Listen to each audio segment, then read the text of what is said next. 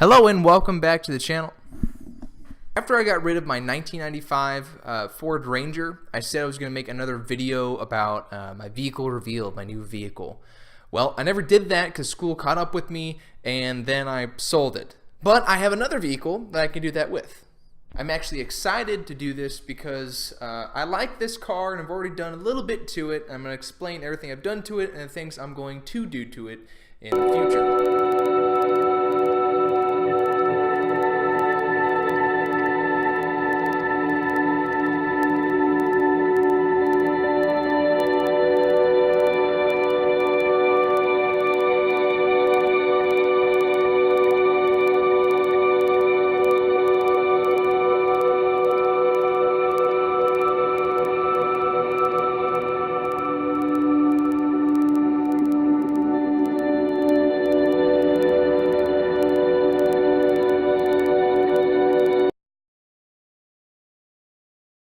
2007 Honda Fit Sport.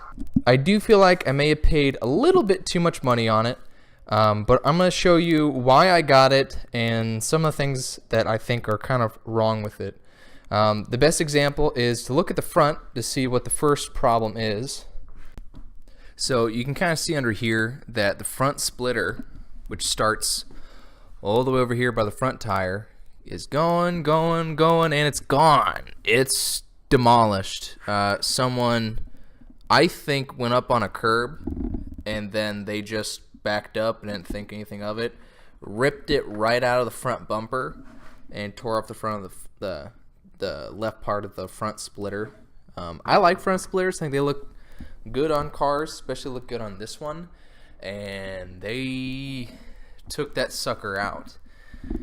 So what I want to do is I want to try and see if this is salvageable right here. So they took out the hole that you can put it through. I might be able to fix that with some glue and zip ties, and I want to see if I can find a donor car to take the front splinter off that and then put that on here.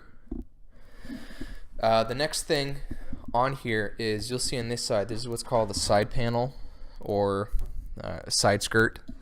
It goes up all along here. It's just some fancy little aerodynamic thing they have on here, but you can see it plainly here. Now if I go on to the other side, you can see it doesn't exist. It's not even there.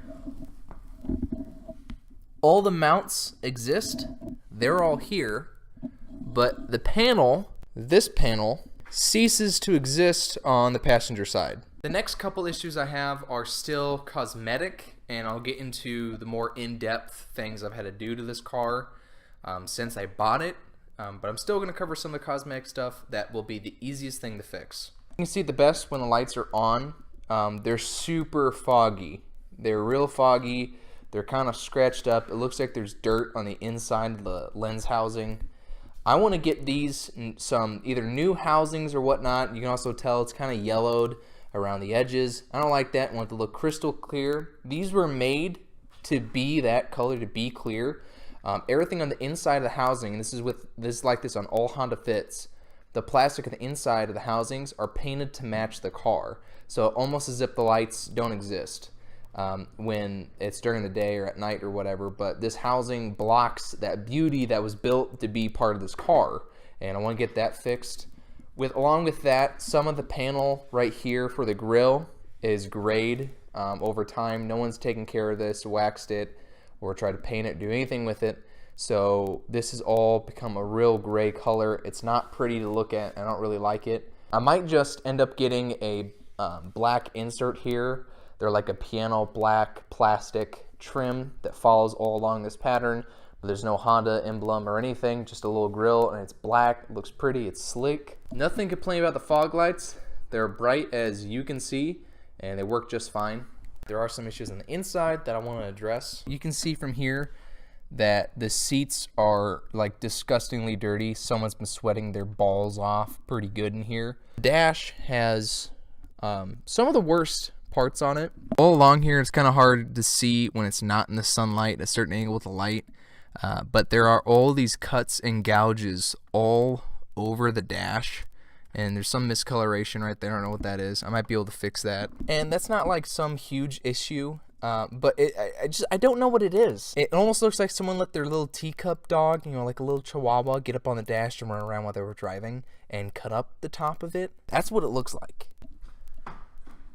The reason I got this car and I pulled the trigger as soon as my van started going out was it has 103,000 miles on it, which is a great amount of miles for a used car, especially a Honda. Hondas have just real well-built engines that run for a long time if you take care of them.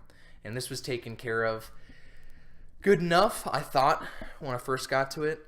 But let's get into that. When I had to get rid of my van, I ran into this issue of needing a vehicle ASAP. It was the middle of kettle season for the Salvation Army. My parents are both officers who I'm living with, which means that they are on the go 24/7. That work doesn't stop. They both need their vehicles as much as they can. So they can't drop me off at work and pick me up and let me go to dealerships or check out some car on Craigslist or something like that. I don't have that luxury of getting around. So when my van started going out, I needed a vehicle as soon as possible. At the time, the best thing I saw was going to a car dealership. Now, I've never been to a car dealership on my own to buy a vehicle, so this was one of those new experiences that I'm glad I did, that I mentioned in my 2018 review.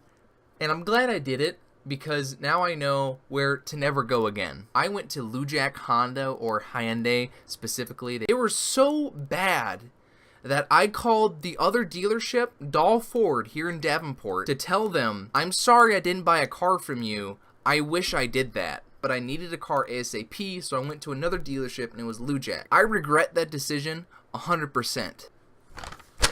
Now, to get in the cost of the Honda Fit. I paid roughly $6,700 for my Honda Fit. And while I was taking the test drive with it, it had this little check engine light that would kind of flash a little bit and go away. It didn't take too long for me to notice that there was a little issue with it. I have no idea what's going on with this. I went to some Honda forums to figure out that a flashing engine light means that there's an engine misfire. And then I decided I was going to take the Lujack Honda, or Hyundai, took it to them, and then they plug in this, a little code reader. There's a little fancier than mine. It took them 2.5 hours to tell me what the issue was. But the vague enough answer was that I needed 4 new spark plugs, 3 new coil packs, and I needed the ignition system cleaned out. And they wanted to charge me $800 to get that all done. I asked them, is this even part of my warranty? You see, Mr. Shelbourne, the powertrain is the engine block itself. None of the components attached to it that make power and do anything.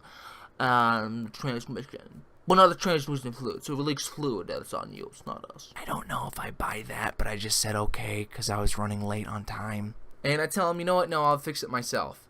And I took it to QC Auto Center ASAP. It ended up being that I needed, quote, 4 new spark plugs, replace the 1, 2, and 3 ignition coils. I needed BG3 part fuel system cleaner.